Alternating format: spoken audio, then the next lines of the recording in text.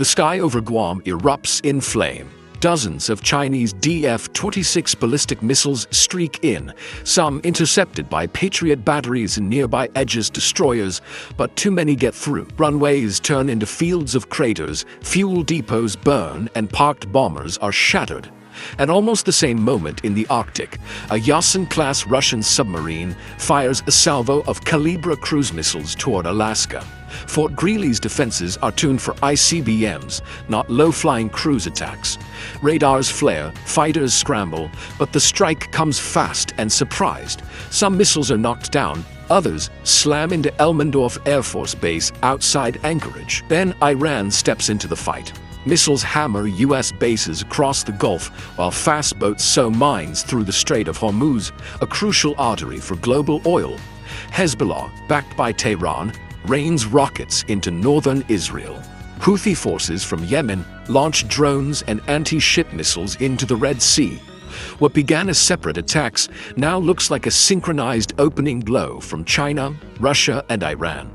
Not an attempt to occupy the United States, but to strike so hard at U.S. capabilities that Washington can't respond effectively overseas. This is a thought experiment, a sandbox scenario. Nuclear weapons are intentionally absent. If they were used, the game ends instantly. Missiles and cyber attacks, however, are only the opening moves. Years of stealthy intrusions pay off when planted malware flips the switch. Parts of the power grid go dark.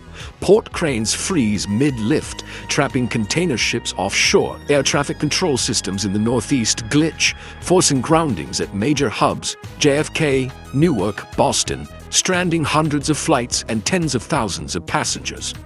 In orbit, Chinese and Russian anti-satellite actions shatter U.S. imaging satellites. Suspected Chinese inspector satellites collide with GPS relays. Precision targeting grows unreliable. Navigation degrades. For the Pentagon, it's chaos. Radar gaps appear.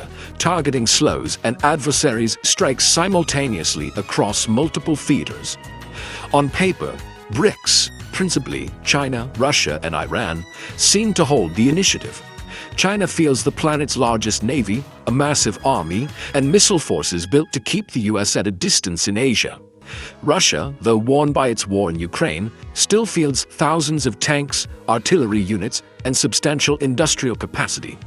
Iran projects asymmetric reach with drones, missiles, and proxy networks across the Middle East. Facing them is the world's largest economy, the United States.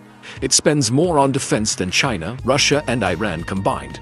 Sails 11 aircraft carriers, commands the largest submarine fleet, and runs a global logistics network no rival matches.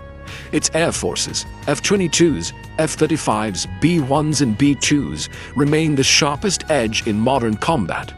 NATO allies add hundreds of fighters, tanks, and guided munitions. The balance of power, contrary to appearances, isn't a simple tally of ships and tanks. The burning question is whether BRICS's opening onslaught can paralyze the U.S. long enough to secure strategic wins, or if America and its partners can absorb the shock, organize, and counterstrike. NORAD and U.S.-Canadian air defenses launch fighters within minutes. F-22s sweep over Alaska to guard against more cruise strikes. Others sortie across the Pacific, watching for Chinese moves on Guam. Bases from coast to coast shift to high alert. The military's defense readiness level creeps up. On Guam, Air Force and Navy damage control teams rush to repair pitted runways with expeditionary gear. Within 48 hours, they aim to open corridors for transport aircraft. At sea, U.S. submarines already on patrol fan out to hunt the Russian boat that fired on Alaska. In cyberspace, U.S. Cyber Command strikes back. Chinese missile production networks flicker and stall. Russian logistics communications misroute trains, and Iranian command and control nodes stutter. Then come the stealth strikes. B-2 stealth bombers punch toward contested airspace. B-1s join in concentrated sorties. Waves of strikes target Chinese DF-26 launch sites that threatened Guam. Others press into Kaliningrad, degrading Russia's powerful S-400 air defense batteries. From undersea platforms, U.S. Tomahawk cruise missiles arc inland, striking Hainan Island's naval facilities, a hub for the PLA Navy, and key Iranian naval infrastructure at Bandar Abbas. Hangars collapse, submarine pens are wrecked, military hubs burn. American resolve hardens from shock to fury. The president addresses the nation. "This is an attack on the United States. We will respond, and we will prevail." NATO invokes Article 5. An assault on one ally is an assault on all.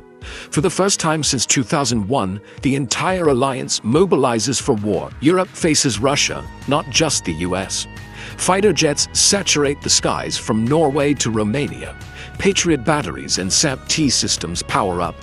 Convoys escorted by Allied destroyers begin the Atlantic transit. Moscow gambles. Tanks roll into the Baltics through the Suwalki Gap. Columns of T-90s advance toward Riga. Belarus opens its territory and artillery rains on Lithuanian towns. For a tense week, NATO's eastern flank looks dangerously exposed. But NATO holds. Polish M1 Abrams and US paratroopers fortify positions. German Leopards roll east. British brigades deploy to Estonia. In the air, NATO establishes dominance. Russian armored thrusts stall, then burn on highways under precision strikes. Then the counteroffensive unfolds. Within weeks and months, Allied forces surge. Operation Iron Avalanche, as a hypothetical name, sees Polish, American, and German armor push forward, liberating towns across Lithuania. RAF Typhoons and Allied aircraft cripple Russian supply lines. By the following spring, Riga is secure, Estonian cities hold, and Russian units retreat. Belarus frays under internal pressure in Allied operations. Moscow's strategic gamble collapses. Across the Pacific, the fight remains fierce. China presses amphibious assets toward Taiwan. PLA units attempt to establish beachheads. Taipei faces the risk of being overwhelmed, but US and Japanese forces act decisively. Virginia-class submarines sink Chinese landing ships in the Strait of Taiwan. Stealth bombers and carrier aviation smash coastal missile arrays. Japanese F-35s and American Raptors operate together, attriting PLA air power. The battle shifts into the South China Sea. Marines seize reefs, neutralize missile sites, and allies begin to wrest maritime control. US carriers, bruised but operational, press on. By mid-year, China's surface fleet has lost dozens of ships. Survivors hug coastlines, sheltering behind dense air defenses. The intended blockade falters. Supply lines to the mainland tighten as oil and imports dry up. Factories slow and then stall. Crucially, Taiwan holds. The attempted invasion collapses as exposed PLA formations are isolated or forced to surrender. What Beijing hoped would be a decisive triumph becomes an expensive failure. In the Persian Gulf, Iran's opening push runs out of steam. Carrier strike groups operating in the Arabian Sea conduct daily strikes. Bandar Abbas is left in ruins. IRGC speedboat bases are razed. Israeli intelligence helps identify missile launch nodes. Saudi air defenses shoot down remaining missiles. Mines are cleared, the Strait of Hormuz reopens under heavy escort, and oil begins to flow again. Iran's Navy and Air Force are effectively neutralized. Proxy groups still fire sporadically, but are cut off from resupply. Within months, Iran's capacity to project power is greatly diminished. Elsewhere, states at once postured, Egypt, Ethiopia, make threats but do not join the war.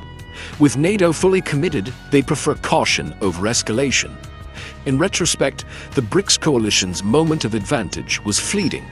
The opening hours delivered shock. Guam devastated, a US base struck in Alaska, tanks into the Baltics, and Hormuz sealed. For a heartbeat, the alliance looked staggered. Yet the tide turned. NATO counterattacks pushed Russia back. Taiwan remained free. The Strait of Hormuz reopened. By the third month, BRICS began losing irreplaceable assets. Fractures appeared. India stepped back toward non-alignment. Brazil and South Africa stayed out. A coordinated front unraveled into isolated fights. A year on, the map had shifted. In the Pacific, American carriers still steamed. Taiwan remained autonomous, and many contested islets were back in Allied hands. Chinese naval blockade had crumbled. In Europe, NATO held firm, Russia's offensive ground to a halt, Belarus wobbled, Ukraine began regaining territory, Moscow's military strain and economic collapse deepened. In the Gulf, Iran's immediate threat was broken. Shipping lanes flowed, convoys moved, and proxy networks found themselves isolated.